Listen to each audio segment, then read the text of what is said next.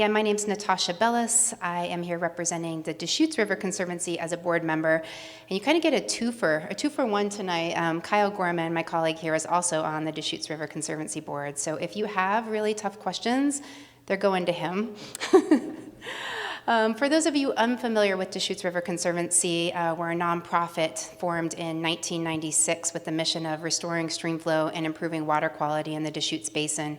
And we do that a couple of primary ways, one of which is we implement water right transactions, which is really just a fancy term for providing financial incentives to water right holders, who in this basin are primarily farmers and ranchers and irrigation districts that support farmers and ranchers to use less water, either through using no water at all or through implementing irrigation efficiency projects or just managing the water differently.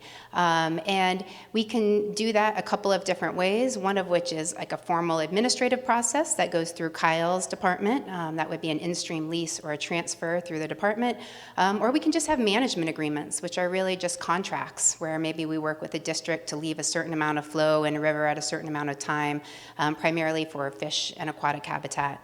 Kind of one of the other major things that we do is we build consensus among stakeholders in the basin to support sort of broader management strategies that help balance water overall in the Deschutes Basin. I'm sure you are all familiar with the challenges that each district has, but particularly in the news a lot is North Unit Irrigation District and Central Oregon Irrigation District. And so if you come see me afterwards, I'll talk about a water bank pilot that we're working on where we're just moving water around. And that is, I think, a key piece of what Deschutes River Conservancy does is look for flexibility in current water law, which is kind of hard to find, to try to, get water to sort of its highest and best uses. I mean, we in the Deschutes Basin in normal years, which this is not, have a lot of water compared to some basins in our state.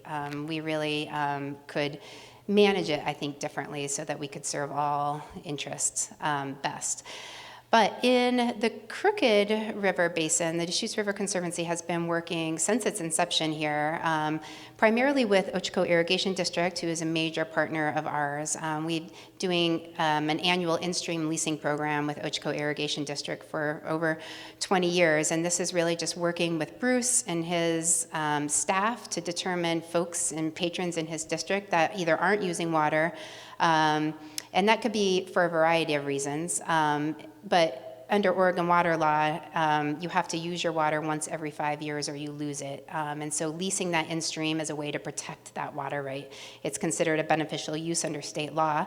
So we work with Bruce to determine maybe folks in his district that need to use their water. Maybe there are folks in his district that don't want to use water for whatever reason. And we have an annual in-stream leasing program where we financially compensate those patrons.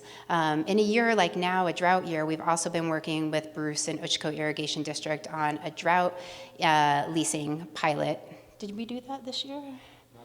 We didn't do it this year, but we did it last year. And that was kind of unique, and it's the same sort of model where we provided financial incentives to landowners to lease water, but the pool of water that we got in those leases, we split it because, in extreme droughts as we're in, farmers need water, of course, too. And so half of that pool of water went to in-stream uses, which is, really the Deschutes River Conservancy mission, and then the other half of that water was available to other farmers to purchase.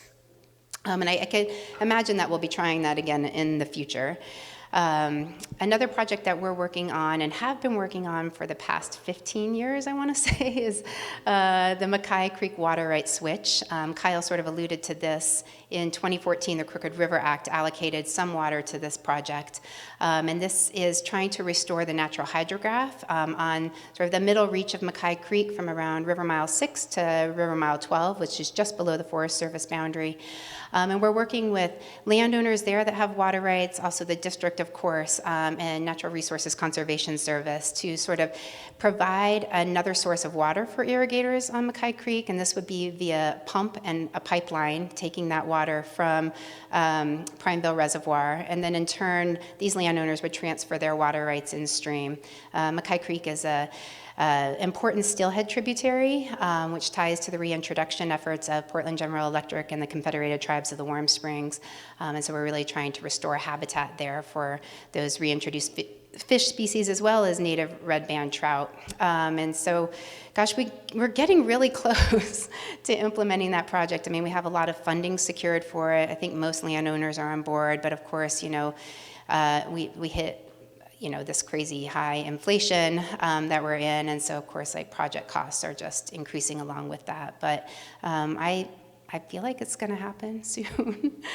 We're also working on water quality in the Crooked with, again, Ochoco Irrigation District, Crooked River Watershed Council, Chris and his crew, Andy Gallagher at the Crook County Soil and Water Conservation District, Tim DeBoot, the county, the city. Am I missing anyone in that crew of people? Trout Unlimited, yes. I think you can learn more about water quality from some of the tables here, but yeah, we're finding some really interesting information. Of course, Crooked River Watershed Council had been monitoring water quality for, 5+ years, early in the 2000s.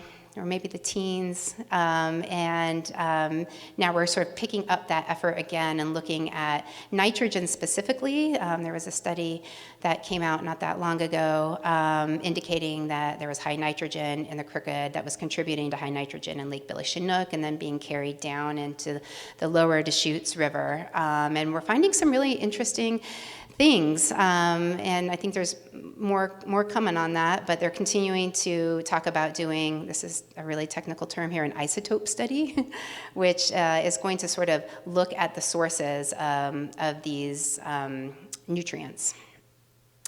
And then more broadly, the Deschutes River Conservancy is working with Central Oregon Irrigation District on their Central Oregon Canal to try and eliminate or reduce some of the runoff that goes into Dry Canyon that then spills into the Crooked River. I think at times this can be extraordinary, like up to 30 CFS, but it fluctuates, obviously, depending on year and circumstance. But we're working with Central Oregon Irrigation District and some of the landowners on that canal to find ways to reduce that. A lot of that would be through irrigation efficiency projects, but also through potentially some engineered solutions that holds the water higher so that it's not running off into the Crooked.